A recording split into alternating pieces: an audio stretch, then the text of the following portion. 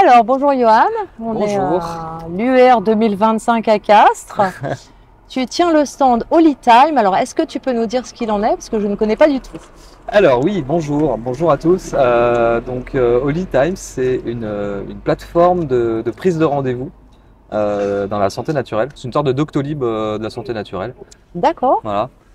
Bon, ça va plus loin que Doctolib. On n'est pas du tout sur les mêmes valeurs. Nous, ce qui nous différencie principalement, c'est nos valeurs. On n'est pas du tout un projet capitaliste.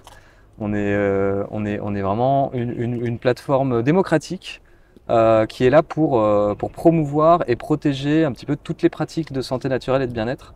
Il y a quand même déjà plusieurs plateformes alternatives qui existent. Je ne vais pas les citer, mais autres que Doctolib. Doctolib, c'est pas du tout une plateforme alternative, c'est vraiment la plateforme mainstream de la oui, santé. l'allopathie. Voilà. Et il y a 2-3 ans, ils ont commencé à dégager, j'utilise le terme dégager parce que c'est vraiment ça, toutes les pratiques de naturopathie et d'autres pratiques alternatives, on va dire, qui n'étaient pas conventionnées.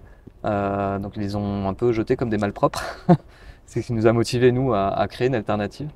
Et, euh, et voilà. Donc, Ils ont fait ça sur ordre, tu crois je- Parce que quel oui, intérêt peut-être. pour eux On n'a aucun intérêt pour eux, hein, donc D'accord, je pense que voilà, il y a du lobby, certainement des lobbies, des labos derrière. d'accord, C'est comment ça marche. ok. Petit Doctolib, bon, voilà, on a vu comment ils ont explosé avec le Covid et le gouvernement qui les a mis en avant, donc on se doute bien que derrière il y a des lobbies et il y a des intérêts. Ok. Voilà. Mais voilà, donc nous ce qui nous a motivés c'est ça, c'est vraiment créer une plateforme qui permette de promouvoir et de protéger toutes ces pratiques. Il y a déjà quelques plateformes alternatives mais sur lesquelles les pratiques sont assez limitées, c'est-à-dire qu'il y a plein de pratiques qu'on retrouve nulle part. Et nous on a vraiment voulu créer un espace où tout le monde puisse être présent. La seule barrière en fait c'est la légalité, en gros, c'est toutes les pratiques qui sont légales ont le droit d'être présentes sur Holytime. Il n'y a aucune barrière à l'entrée, il y a quand même une vérification des profils. C'est ça Quand ce que même. j'allais dire. Est-ce Oui. que vous vérifiez que Oui, c'est non, mais pas bien du sûr, charlatanisme c'est ça. pur? C'est pour ça qu'on n'est pas parti sur du gratuit complet, en tout cas en entrée, parce que l'idée c'était déjà de faire quand même une certaine sélection, que les gens soient prêts déjà à mettre 5 € par mois pour être référencés sur la plateforme. Oui, Ça crée déjà une première barrière, on va dire, qui fait que tout ce qui est charlatan, tout ce qui est profil fake, etc. Déjà, on en a. C'est très rare en fait qu'on ait des profils. En général, la plupart des profils qu'on nous envoie pour validation sont validés. Donc d'accord. voilà. Et donc voilà, c'est ce qui nous différencie des pratiques qui existent, enfin des plateformes pardon, Qui qui existe, existent ouais. aujourd'hui comme Medoucine, Resalib. Enfin il y en a Oui, quelques-unes. d'accord. C'est vraiment qu'on est ouvert à toutes les pratiques. Et d'ailleurs, le fondateur, enfin moi je suis un des fondateurs de Holytime. J'ai fondé ça avec Mathieu qui a créé CrowdBunker, la plateforme vidéo. D'accord. Et donc voilà, on est un peu sur les mêmes valeurs, hein. CrowdBunker, c'est un petit peu le bunker des vidéos. En fait, toutes les vidéos qui ont été censurées sur YouTube, c'est un petit peu ce qui avait initié le projet CrowdBunker il y a 4-5 ans maintenant. C'était de créer une plateforme sur laquelle tout le monde puisse venir s'exprimer librement et où toutes les vidéos censurées sur YouTube puissent être sauvegardées sur une plateforme. Donc D'accord. c'est les mêmes valeurs qu'on a sur Holytime, c'est une sorte de bunker de la santé naturelle, quoi, si on peut dire. Voilà. Oui, c'est plutôt une bonne chose. Si vous vérifiez, etc., c'est plutôt Ouais, bien, quoi. ouais, Et est-ce qu'il y a, parce que bon, il y a plein de méthodes qu'on ne connaît pas tous. ouais. Est-ce que sur la plateforme, il y a une explication de ce qu'est la méthode ou...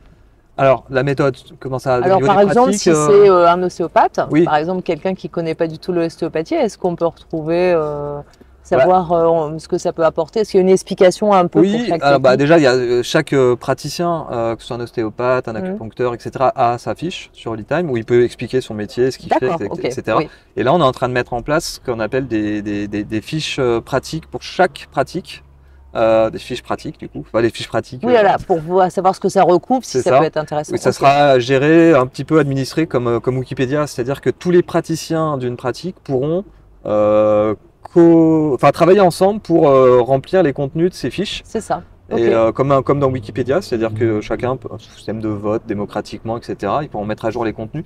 Donc chaque pratique aura sa fiche. Et du coup, les utilisateurs pourront très en bien. savoir plus sur une pratique en allant voir cette fiche. Et là, on est en train de créer un truc qui est totalement novateur, c'est-à-dire que ça existe nulle part, je l'ai jamais vu. Ou alors, si ça existe, c'est très récent, mais voilà. C'est sur toutes ces plateformes, c'est ce à quoi on est habitué, c'est tu vas rechercher une pratique dans un lieu. Donc j'ai besoin de chercher un naturopathe à Bayonne, par exemple. Ce qui est très limitant parce que bah, si toi tu exerces une pratique qui est très peu connue, personne ne va te chercher. C'est le problème qu'on a depuis le lancement de Holytime, c'est qu'on a des centaines de pratiques, Ouais. et les pratiques un peu moins connues, forcément, elles ont moins de rendez-vous. Donc là, on est en train de réfléchir à une solution et qui va bientôt sortir. C'est une sorte de moteur de recherche intelligent où en fait, on va plus rechercher, enfin, on pourra toujours chercher une pratique dans un lieu si on veut, mais l'idée, ça sera de plus expliquer quelle est sa problématique, son besoin. C'est-à-dire qu'il y aura un grand champ texte, on pourra écrire, raconter sa vie, ou prendre le micro du téléphone et dire pourquoi on est là, quoi. Et à partir de ça, il va te mettre en avant en fait des pratiques déjà, avec une explication de ce que c'est chaque pratique.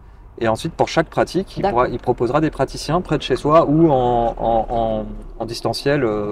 Ce sera une forme de coordinateur de médecine intégrative en fait. C'est ça. Hein, t'expliques ton problème et on te dit bah, peut-être l'ostéopathie ça peut répondre, peut-être ça. Voilà, c'est ça. Et après, on va utiliser. C'est sous forme d'intelligence artificielle ou... Il y aura de l'intelligence artificielle derrière, mais pas, ça va pas être du chat GPT ouvert à tout le monde. Hein. Ça va être, on travaille avec une intelligence artificielle open source qu'on est en train d'installer sur nos serveurs, qui n'aura pas accès au monde extérieur. C'est-à-dire, il aura accès que à la base de données, de connaissances de Holytime. C'est un chatbot en fait spécifique pour Holytime. Voilà. Le seul but de cette IA, ça sera d'améliorer l'expérience utilisateur de chacun. D'accord. Et qu'est-ce que je voulais dire? Et du coup, on a mis en place un système d'intelligence collective. C'est-à-dire qu'en gros, chaque personne qui va voir un praticien, à la fin de la consultation, on va lui proposer de laisser un avis. Et cet avis, il est obligatoire. Au moins un pouce levé, un pouce bas. Et si tu veux, tu peux laisser un commentaire.